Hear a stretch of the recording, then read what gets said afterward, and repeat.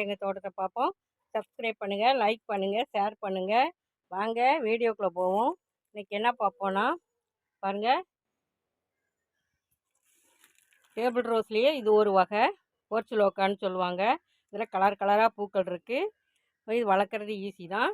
Subscribe பண்ணுங்கள், like பண்ணுங்கள், share பண்ணுங்கள். இந்த போர்ச்சுலோக்காவை வளர்க்குறது ஈஸி. பாருங்கள், இந்த கட்டிங்ஸை வச்சாவே போதும். இதில் கலர் கலராக இருக்குது. என்கிட்ட போன தடவை 5 கலர் 6 கலர் வச்சுருந்தேன். இது வெயிலுக்கு எல்லாம் காஞ்சி போயிட்டு இப்போ இந்த ரெட் கலர் தான் மிஞ்சிச்சு. இது ஒரு நல்ல டார்க் ரெட்டு. அடுத்து இப்போ எல்லோ கலரு வச்சுருக்கேன். இந்த டேபிள் ரோஸில் ஒயிட்டு, ரோஸு, ஆரஞ்சுன்னு வச்சுருக்கேன். இப்போ இதை வளர்க்குறது ஈஸி தான். கட்டிங்ஸை வச்சே நடக்கலாம். சின்ன சின்ன கட்டிங்ஸை நட்டு நல்லா உரம் கொடுத்து வளர்த்தோம்னா நமக்கு அழகழகான பூக்கள் கிடைக்கும். இது தண்ணி மட்டும் அப்பப்போ கொடுத்தா போதும். ஒரு 20 நாளைக்கு ஒருக்கா ஏதாவது ஒரு உரம் கொடுத்தோம்னா அது பாட்டுக்கு ஒரு ஓரத்தில் நமக்கு தோட்டத்தை அழகுபடுத்திக்கிட்டு இருக்கும். பாலினேஷனுக்கு உதவும்.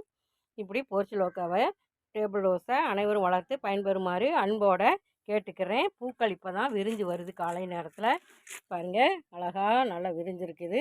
இந்த மற்ற பூக்கள்லாம் இன்னும் கொஞ்சம் நல்லா விரியலை. நல்லது ஒரு கலரு. இப்படி கலர் கலராக நிறையா கலர்கள் இருக்குது. என்கிட்ட இப்போ இப்போதைக்கு 2 கலர் தான் இருக்குது. இப்படி அனைவரும் இதை வளர்த்து பயன்பெறுமாறு அன்போடு கேட்டுக்கிறேன். வாழ்க வளமுடன். Happy gardening.